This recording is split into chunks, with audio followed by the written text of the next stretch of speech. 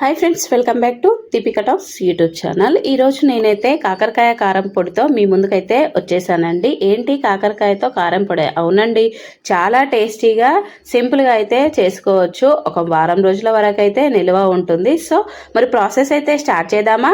ఇక్కడ నేనైతే 1/2 kg కాకరకాయలను అయితే తీసుకొని శుభ్రంగా కడిగేసి తూడ్చేసి ఇలా సన్న సన్న స్లైస్ లాగా అయితే కట్ చేసి పెట్టుకున్నానండి. ఈ స్లైసెస్ ఎలా కట్ చేసుకున్నాను అనేది మీకు కావాలనిపిస్తుంది నా కామెంట్ సెక్షన్లో అయితే కామెంట్ చేయండి. డెఫినెట్గా మీకైతే నేను రిప్లై అయితే ఇస్తానన్నమాట. సో మనము ఇలా కట్ చేసుకున్న కాకరకాయలను ఇప్పుడు డీప్ ఫ్రై అయితే చేసుకోవాలి. డీప్ ఫ్రైకి సరిపడా ఆయిల్ అయితే తీసుకోండి. ఇక్కడ నేనైతే కొంచెం ఆయిల్ తీసుకొని ఈ కాకరకాయలను వేసుకుంటూ అయితే ఫ్రై అయితే చేస్తున్నాను. మరీ ఎక్కువ ఆయిల్ యూజ్ చేసినట్టయితే వేరే కర్రీస్కి వాడుకోవడానికి అంతగా బాగోదన్నమాట. సో హై టు లో ఫ్లేమ్లోకి అడ్జస్ట్ చేసుకుంటూ మన కాకరకాయలన్నిటినీ కూడా మనము ఫ్రై చేసుకోవాలన్నమాట. ఎక్కువ మాడకుండా ఫ్రై చేయండి. ఇక్కడ చూపిస్తున్న విధంగా ఫ్రై చేసుకున్నట్లయితే కారం పొడి అయితే చాలా టేస్టీగా ఉంటుందన్నమాట.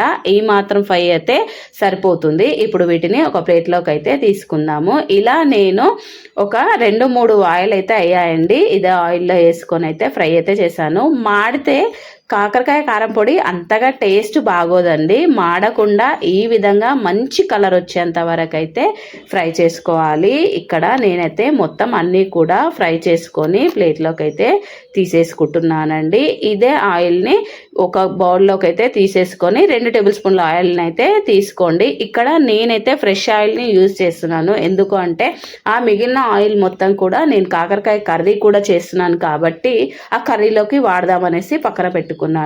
ఇక్కడ 2 టేబుల్ స్పూన్ల ఆయిల్ అయితే తీసుకున్నానండి. ఇందులోనే 2 నుంచి 3 టేబుల్ స్పూన్ల పల్లీలను అయితే తీసుకోండి. పల్లీలు మీ ఇష్టం అండి. మీకు ఎక్కువ తినాలి, బాగా ఉండాలి అనుకుంటే ఎక్కువగానే తీసుకోండి, పర్లేదు. కొంచెం ఉంటే సరిపోతుంది అనమాట, కొన్ని తీసుకోండి. ఈ పల్లీలన్నిటిని కూడా చక్కగా లో ఫ్లేమ్లోనే ఫ్రై చేసుకొని ఒక ప్లేట్లోకి అయితే తీసి పెట్టుకుందాము. ఇందులో మెయిన్గా కరివేపాకు అండి. ఈ కరివేపాకును మనం ఎంతైనా తీసుకోవచ్చు అండి. వేగితే ఎంత టేస్టీగా ఉంటుందో మీ అందరికీ కూడా తెలుసు అన్నమాట.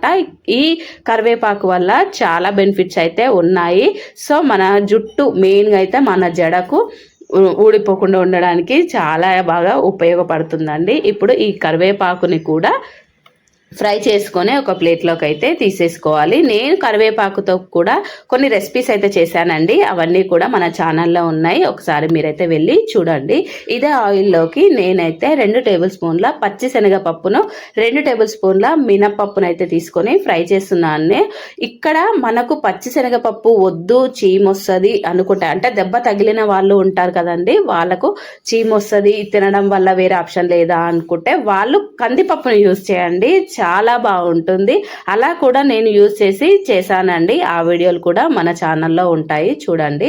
ఇక్కడ 2 టేబుల్ స్పూన్ల ధనియాలను, కొంచెం ఎండు కొబ్బరి, 1 టేబుల్ స్పూన్ జీలకర్రను అయితే వేసి ఫ్రై చేస్తున్నానండి. ఎండు కొబ్బరి వద్దు అనుకుంటే స్కిప్ చేసేసేయండి, వేస్తే చాలా బాగుంటుంది. ఒకసారి ట్రై చేయండి. ఈ నువ్వులను చివరిగా వేసుకోవడం వల్ల ఈ హీట్కే నువ్వులన్నీ కూడా చక్కగా వేగుతాయండి.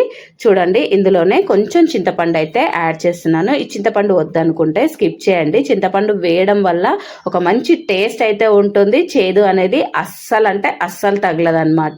చూడండి, ఇక్కడ మన పప్పులన్నీ కూడా చక్కగా వేగిపోయాయి కదా. ఇప్పుడు వీటన్నిటిని కూడా ఒక ప్లేట్లోకి అయితే తీసేసుకుందాము. ఇక్కడ మనము కాకరకాయ ఫ్రై చేసుకున్నాం కదండి, అవి కరివేపాకు, పప్పులు, పల్లీలు, వెల్లుల్లి రెబ్బలను అన్నిటిని కూడా ఫ్రై చేసుకోవాలి. చూడండి, ఈ మాత్రం ఇలా చేత్తో అంటే విరిగితే సరిపోతుంది. అలా అని నల్లగా మాడేటట్టయితే అస్సలు చేసుకోండి. అంతగా మాడినవి కూడా అసలు తినకూడదు, టేస్ట్ కూడా అంతగా బాగోదన్నమాట ఈ కాకరకాయ కారపొడి.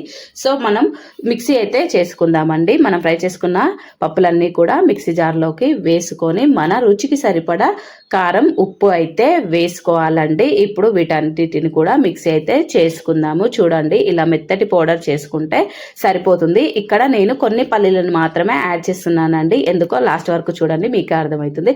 ఇప్పుడు పల్లీలను కూడా వేసేసాం కదా, వీటిని కూడా ఒకసారి మిక్సీ చేసుకుంటే మనకు పౌడర్ ఈ విధంగా వస్తుందన్నమాట. ఇప్పుడు ఇందులోకి మనం ముందుగా ఫ్రై చేసి పక్కన పెట్టుకున్నటువంటి కాకరకాయ చిప్స్ అన్నిటిని కూడా యాడ్ చేసేసుకోవాలండి. ఇందులోనే వేయించుకున్నటువంటి కరివేపాకు, మిగిలినటువంటి పల్లీలు, అలాగే వెల్లుల్లి రెబ్బలండి పచ్చిగానే వేయండి. టేస్ట్ అయితే చాలా బాగుంటుందన్నమాట. ఒక్క పల్స్ అలా తిప్పి తీసేస్తే సరిపోతుందండి. మనం తినేటప్పుడు కాకరకాయ, కరివేపాకు, పల్లీలు, వెల్లుల్లి రెబ్బలు తగులుతూ ఉంటే టేస్ట్ అంటే చాలా బాగుంటుంది. ఒక్కసారి ఈ వీడియో చూస్తూ మీరు కూడా డెఫినెట్గా ట్రై చేయండి. నచ్చితేనే నా కామెంట్ సెక్షన్కి వచ్చి కామెంట్ అయితే చేయండి. ఈ వీడియో మీకు నచ్చిందనే నేనైతే అనుకుంటున్నాను.